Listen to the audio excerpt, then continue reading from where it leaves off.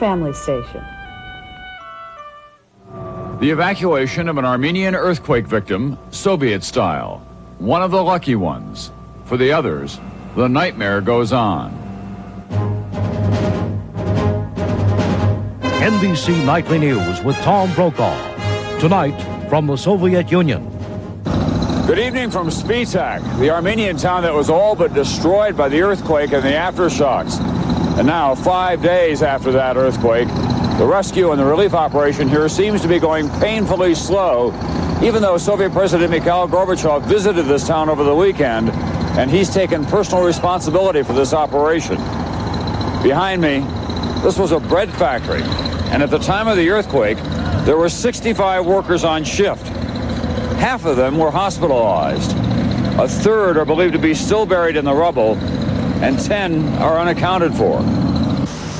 Heavy construction equipment came in only recently, but most of the work still is done by hand.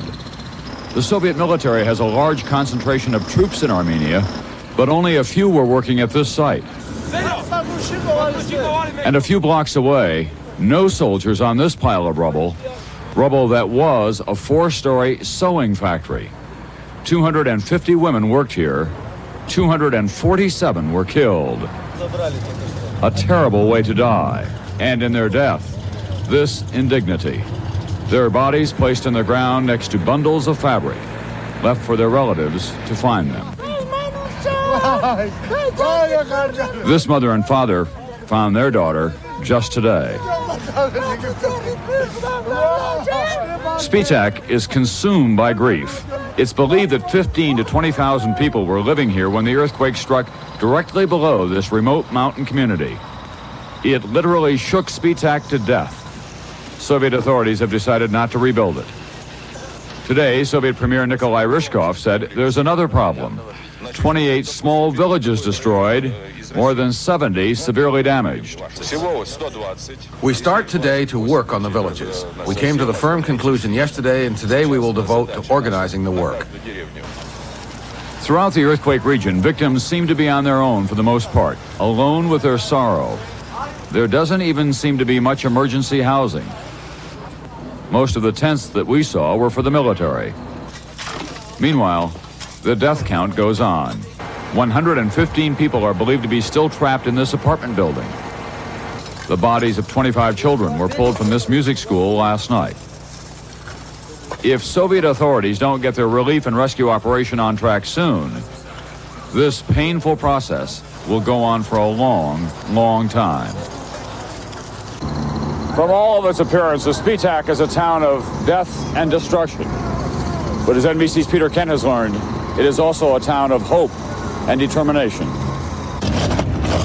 Determination, but often little else. This man doesn't seem to expect much help from anyone. But almost a week after the earthquake, another shovel would help. On the heavy lifting equipment that is here, operators who are not always well trained.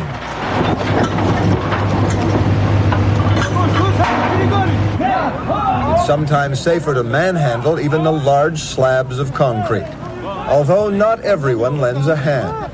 The Soviet military often seems aloof to the people's problems, like this business-as-usual traffic policeman whose gloves are unmuddied by handling rubble. The most effective emergency crews here are those directed by French firemen and their sniffer dogs, trained in the delicate science of disaster rescue. Dog teams have recovered hundreds of bodies, but so far they've found no one alive.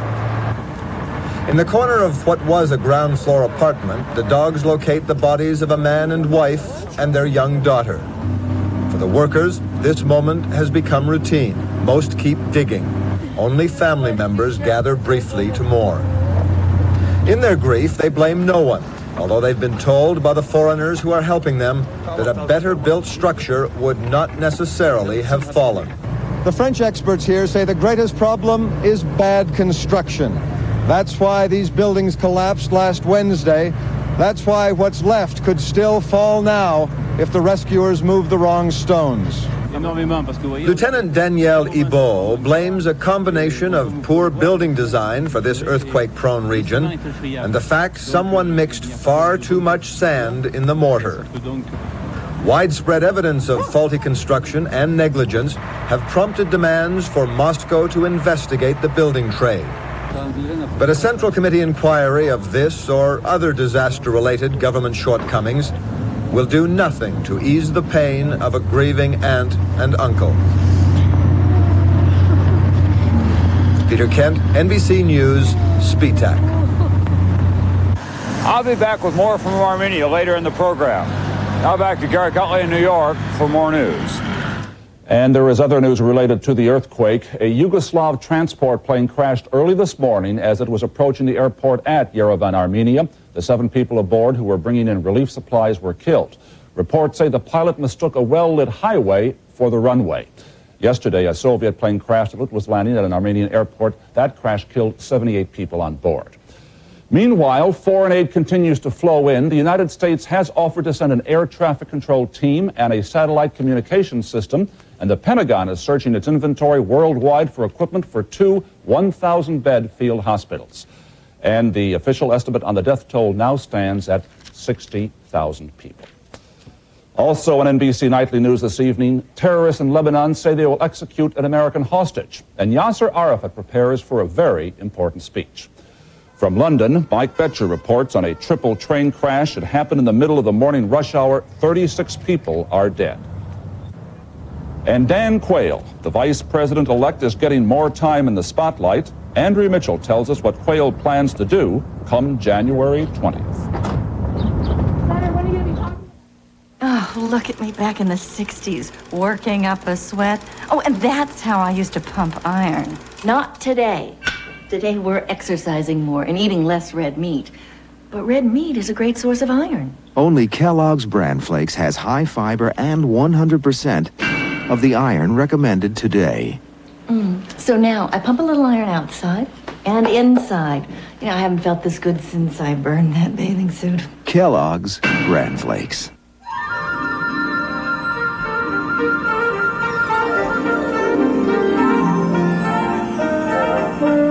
The gift wrappings of Hallmark.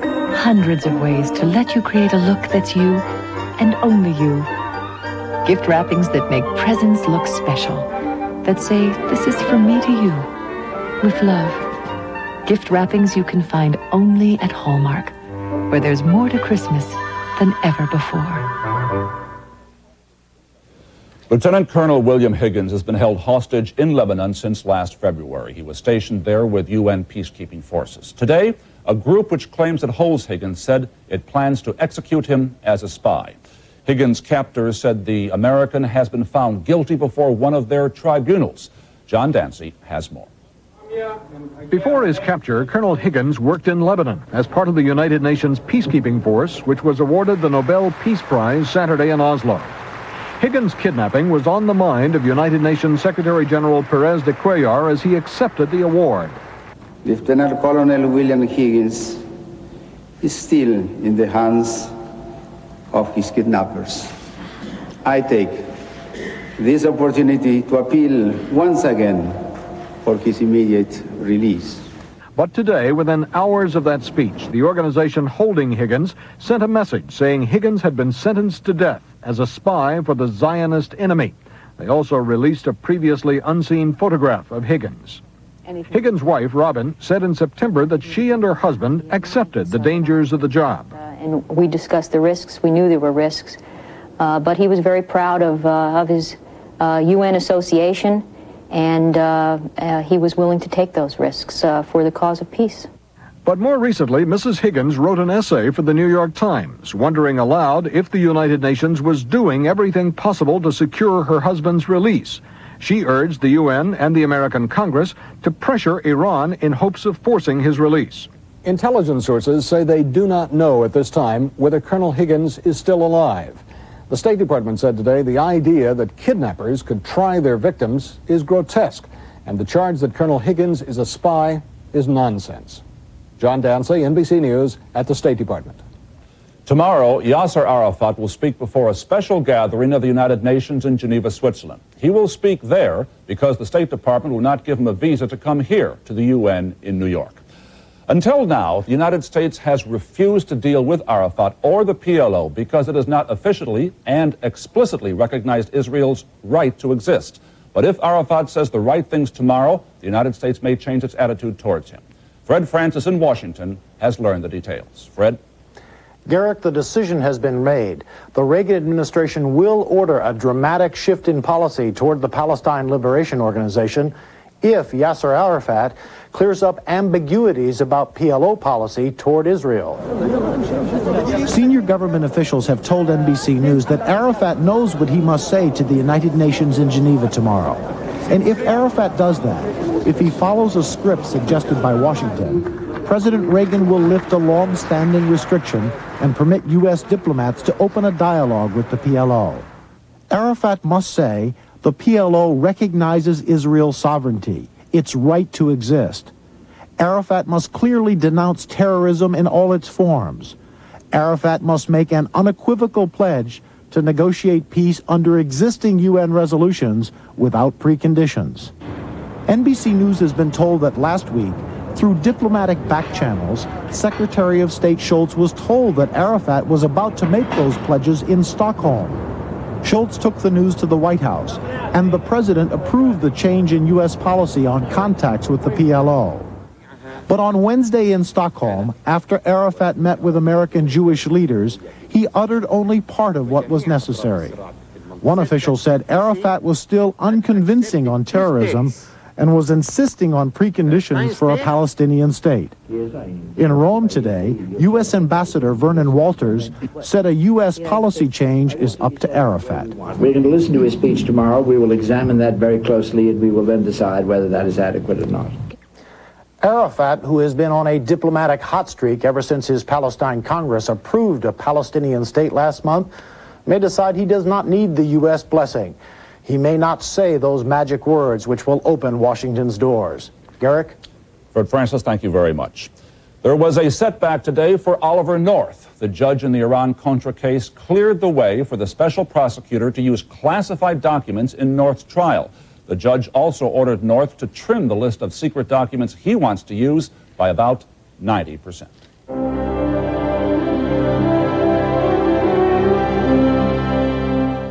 When you weigh one diet against another, consider this. If you don't get enough protein when you diet to lose fat, you might lose muscle. Protein can help you keep muscle while you lose fat. And Special K has the highest level of dietary protein available in a cereal. So exercise your good judgment too. Include this Special K breakfast in your balanced diet. And make a firm commitment to your body. Special K. Keep the muscle. Lose the fat. Before you tackle a mountain the size of Everest, you've already made your most critical decisions. What to bring with you. When 1,000 doctors were asked if they were stranded in a place like this, which one of these medicines would they want along? Doctors chose Bayer, more than all these combined. I chose Bayer. Shouldn't you? Bayer, the wonder drug that works wonders. Also in coated caplets. If you thought you had to give up comfort to get a close shave, Norelco says, think again. Their revolutionary shaving system shaves skin close in a way that's incredibly comfortable. As the hair enters the chamber, the patented lift and cut system lifts each hair and holds it a split second before a blade cuts it, so it's possible to shave skin close without the blades even touching the skin. The lift and cut shaving system from Norelco. We made close comfortable. A sheer, bloody hell. That is how a London fireman described it. A triple train wreck today at the height of the morning rush hour. At least 36 people dead, more than 100 injured. It happened at one of the busiest junctions in Britain. Mike Betcher in London has the details. There was a strange silence after the explosive sound of the three trains colliding. Only firemen's metal saws used to cut through crumpled rail cars interrupted the eerie quiet. Two bloodied survivors, still seated in what remained of their compartment, sat stunned as rescuers tended to the more severely injured. woman was trapped with metal all on her, and it was terrible. I mean, we're dead lucky to be alive. Dead lucky. There were dozens of dead and dying. The two passenger trains were carrying an estimated 1,000 people to South London. At 8:12 a.m. London time, a passenger train headed for Clapham Junction Station, one of the busiest in Europe, stopped short of its destination. Seconds later, another commuter train on the same track rammed into the Park train. An oncoming freight train could not stop in time and struck derailed passenger cars that had crossed onto its track. Dozing commuters awoke to a horrible nightmare. There's just an almighty bang, and, people were everywhere. While a procession of stretchers carrying the dead passed by, British rail experts searched for clues to the cause of the accident. Evidence pointed to a fault in the rail line signaling system. A 50-year-old signal box on this route, used by 2,000 trains a day, was scheduled for replacement soon. Critics of the British transportation system contend it has become obsolete. A lot of the equipment is held together with chewing gum and wire. 2 weeks ago, 9 people were injured in another train collision. 14 months ago, 31 died when an old London subway station burned. This latest disaster again highlights a strained transportation system in which travel is becoming less and less a routine affair. Mike Betcher, NBC News, London. There is also grief and there is outrage tonight in Mexico City, a day after an explosion of illegal fireworks and a devastating fire in the Merced Market. It's one of the largest in the city. It was filled with shoppers. 62 people were killed. NBC's Philip Siegel has the report. This morning, angry demonstrators met officials from the Mexico Attorney General's office. The place is still full of fireworks, they say, and the authorities haven't done anything. One vendor called the place a time bomb. Huge quantities of fireworks for sale in scores of makeshift stalls. As investigators combed the ruins, one woman said, "I don't have anything I can say." No one is sure how the fire started. The explosions ripped through almost 10,000 square feet of stalls and surrounding apartments.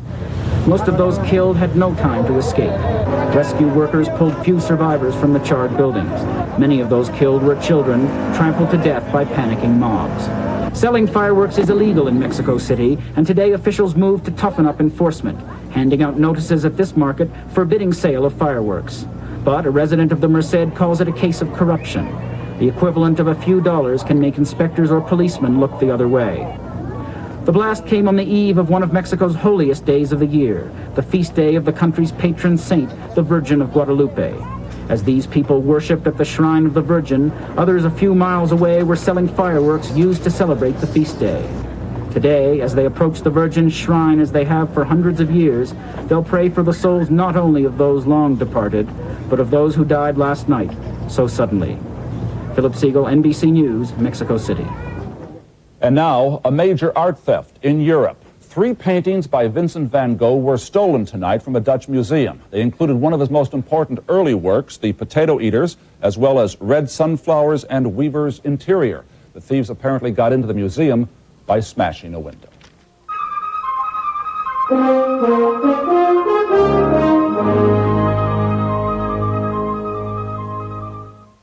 Hey, McElroy, I thought you were from Illinois. I am. Only guys from Kentucky do that with their shredded wheat. I've been doing this since I was a kid. Here's how we do it in Brooklyn. First, we break them in half, and then we mash them to a pulp. Add some milk, maybe a little fruit garnish. Now, Biscuit shredded wheat is great no matter how you eat it, because it's nutritious whole wheat with no added sugar or salt. What do the guys from California do? They float them. After you've produced the yearly report in record time, after you've made order out of paperwork chaos, after you've turned the slideshow into a colorful part of your winning proposal, and seen productivity become top priority, maybe after all that you'll know why Canon is the most popular copier in America. From personal to color laser copying, the choice is Canon. Call toll-free 1-800-OK-CANON. That'll be a charge. We interrupt this purchase for a reminder. Don't forget, Santa. 'Tis the season to be choosy. La, la, la, la, la. That's it. So choose the card that actually pays you cash back for every charge. The Discover card. That's a great idea. You sure know how to pick 'em. It pays to Discover, the card that pays you back. I need a moment in my day. Yes, sir. I've got a Tuesday to make myself at Yes, sir. ease. Thank you. Nothing's like being invisible, and nothing's better for seeing the forest for the trees than the good to the last drop feeling of Maxwell House, only Maxwell House. That's the good to the last drop feeling of Maxwell House and me. Indiana Congressman Dan Coates was named today to fill the Senate seat being vacated by Dan Quayle when he becomes vice president. Indiana's Governor Robert Orr, a Republican, announced the appointment today. Coates is a conservative Republican who got his start in politics working in the congressional office of Dan Quayle.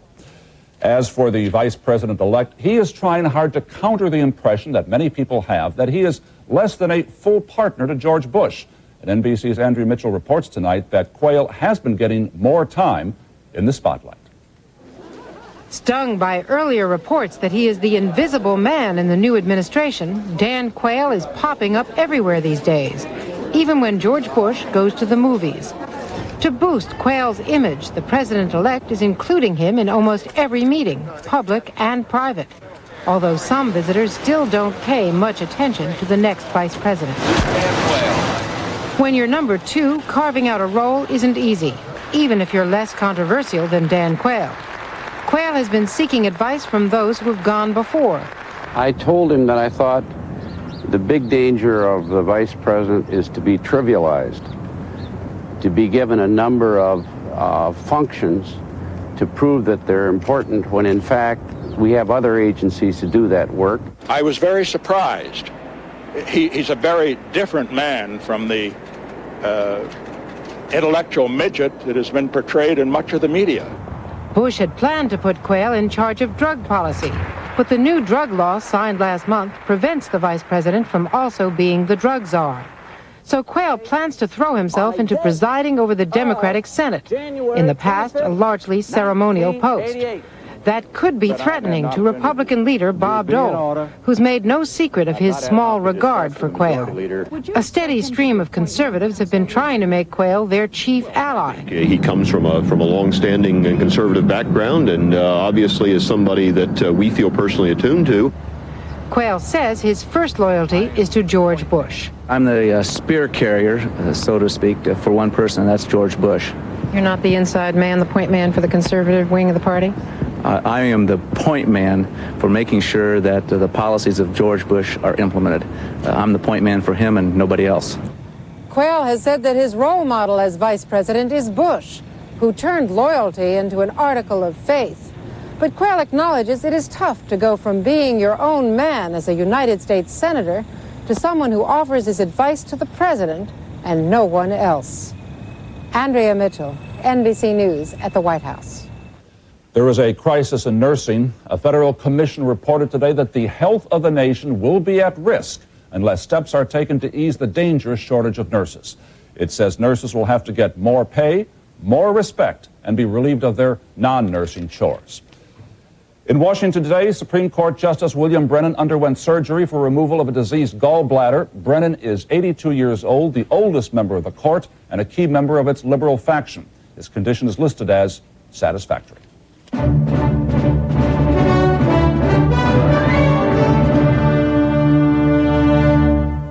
Will people go for the taste of new Wheaton brand Triscuit just as much as regular Triscuit?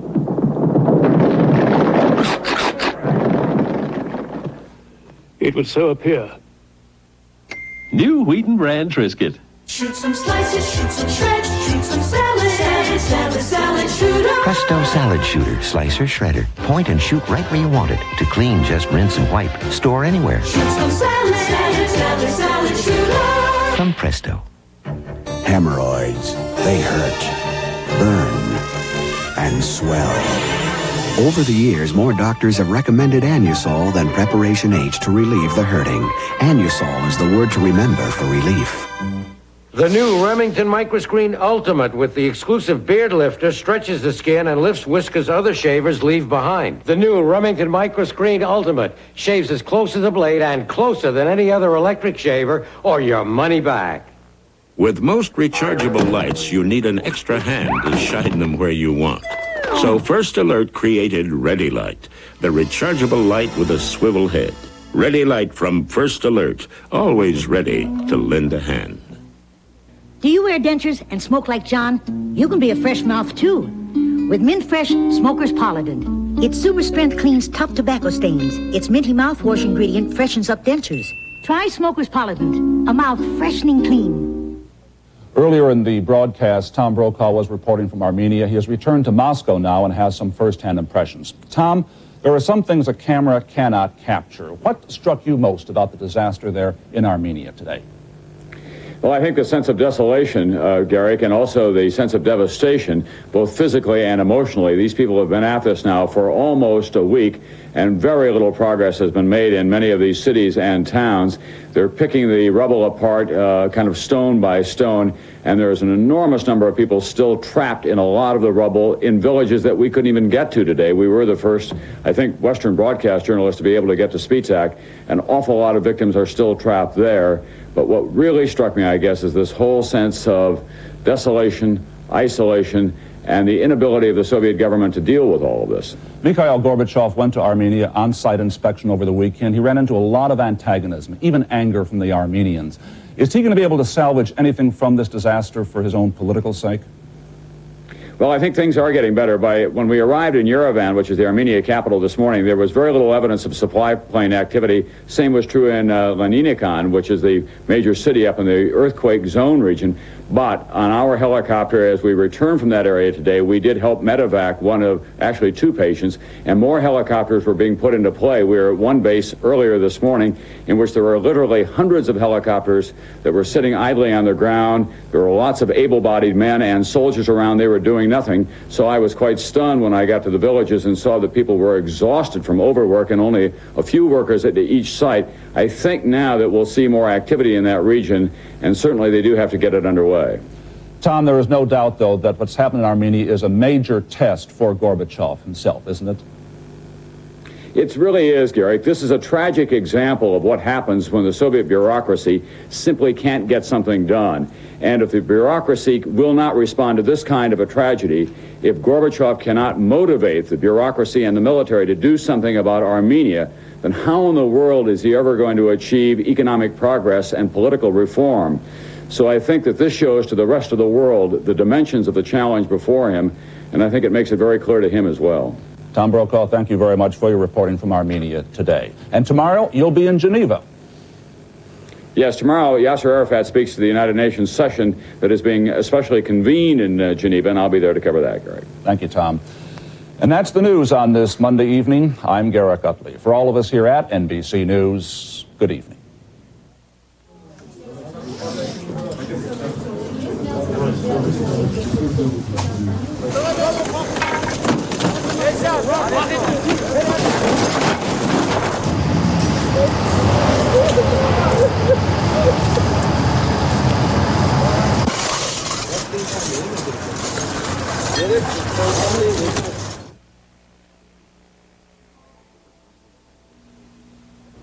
It was a time when families pulled together, and a time when a war was tearing them apart. It could cost him his life. One family, united in crisis and the spirit of the season. He'd be giving us a gift. Al Holbrook, Eva Marie Saint, and Family Ties Courtney Cox in a Christmas classic. Merry Christmas, son. I'll Be Home for Christmas tonight. Coming up in just a minute on the